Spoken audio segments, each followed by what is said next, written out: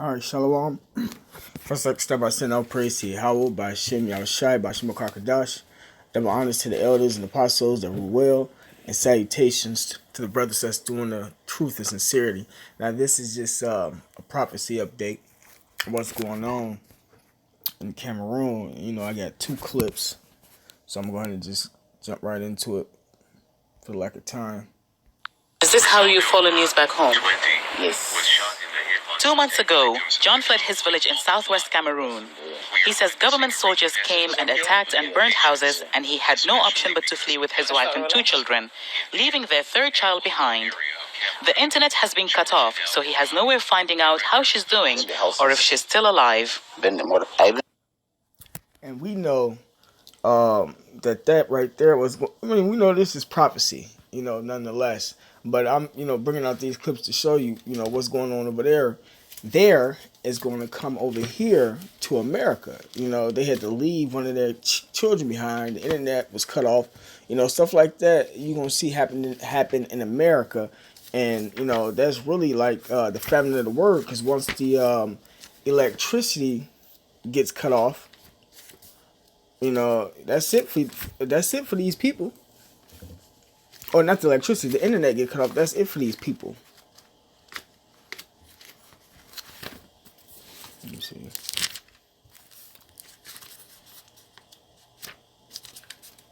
America gonna get it the worst. So when they cut that internet off, it's gonna be all types of race wars going on, martial law, seditions.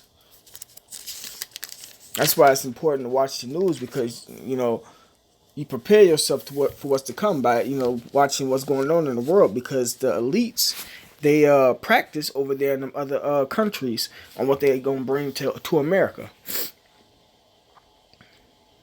This is Amos chapter 8 verse 11. Behold, the days come, saith the Lord, power, that I will send a famine in the land, not a famine of bread, nor a thirst for water, but of hearing the words of the Lord. Right, so there's going to be a famine. The internet isn't going to be on forever. They already start passing legislations to, stop certain videos from being put up, which is to fight against the Lord Yahushai. But it's ultimately in the plan of the Lord, because this place is going down. It says, and they shall wander from sea to sea, and from the north even to the east. They shall run to and fro to seek the word of the Lord, and shall not find it. Right, that's people that's going to be looking for the truth. And that day shall the fair virgins and the young men faint for thirst. Right, so the word not going to be around forever, man. And lost one of my cousins. She was killed. They cut off his head, operate him like an animal, remove his heart, and burn him. One of my cousins. So it is really very bad. Very bad. It all started in and whatnot, but they still going through it. Confusion of face. A lot of them look like Africans. 2016, with English-speaking lawyers and teachers in the western part of Cameroon protesting against the French-dominated government. They said they were marginalized and demanded more representation. The government responded with force, which led to armed unrest a year later. English speakers make up about 20% of Cameroon's 24 million population. AIDS and rights groups say at least 400 people have been killed and 200,000 displaced by the fighting, known as the Anglophone crisis. There are no formal displacement camps for anyone to run to, so many are living with relatives either here in Douala or are still out in the bush with no access to basic necessities. Some have crossed into neighboring Nigeria to escape the fighting. There are crises. Safety and security is a challenge, with aid organizations saying they can't reach people in need in the north and southwest where the fighting is. movement is ongoing. I think that's the most important thing. People are still moving as we speak, and there is very difficult access. It's difficult for many reasons. It's difficult, obviously, for the insecurity and the ongoing violence, but we've also had people moving into what we call the forests, which are usually their land where they've been, cultivating. And I think these are the people we're most worried about because they're the most inaccessible. Both Cameroon army soldiers and secessionist fighters are accused of targeting civilians and committing human rights atrocities in the rebellion. Cameroon's government leaders say they won't give in to the demands for independence, but are open to talks. As far as the marginalization is concerned, the government is open, provided that their claim, their revendication, fall within the framework of our Constitution. John doesn't know when the fighting will end or what the result will be, but he knows he doesn't want to see more of what he has already seen and worries that the daughter he left behind is seeing much worse. Hiba Morgan, Al Jazeera, Douala. That's the time we're living in, man.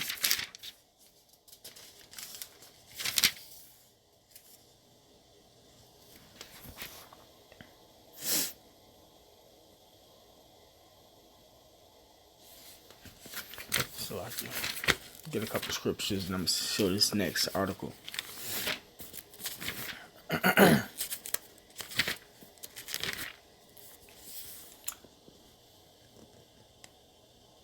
This is Matthew chapter 24,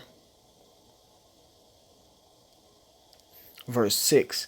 And ye shall hear of wars and rumors of wars. See that ye be not troubled, for all these things must come to pass, but the end is not yet. Right, and in Africa, they got nothing but wars going on right now. The elites fired up that controversy between the Jews and Islam also, and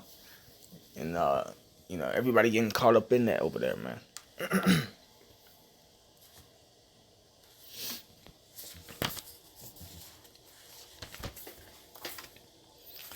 This is 2nd Ezra chapter 8, verse 50.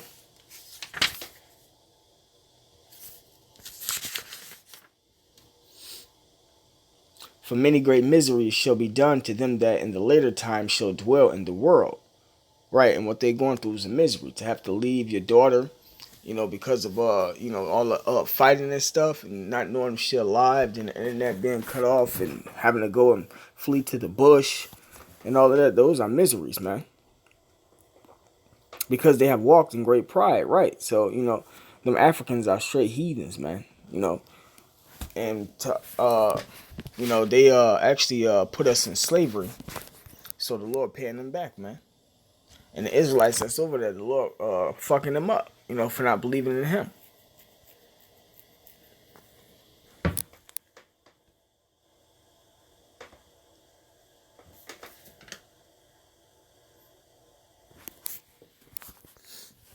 All right, that's the first clip. And okay,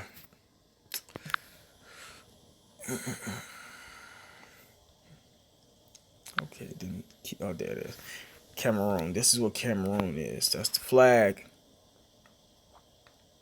It's Eastern Africa. Trying to see if I can get a. See, they said fled to neighboring Nigeria. Cameroon right there.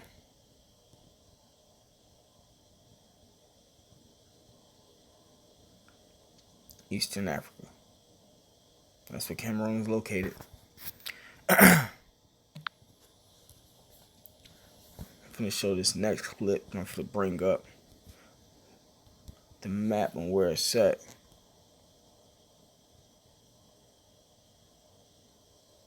Did I say Eastern? My bad. Central.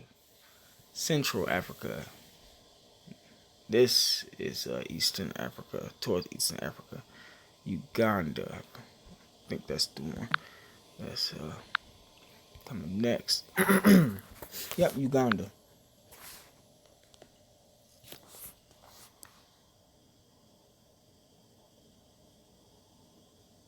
The family of Kusolo Bungoni have come to say goodbye. A landslide crushed his house. He was inside. There were 4 people found in the house at the time. It was destroyed. And now you can see the body of my son. Kusolo lived in the small village of Wanjenwa in the foothills of Mount Elgon.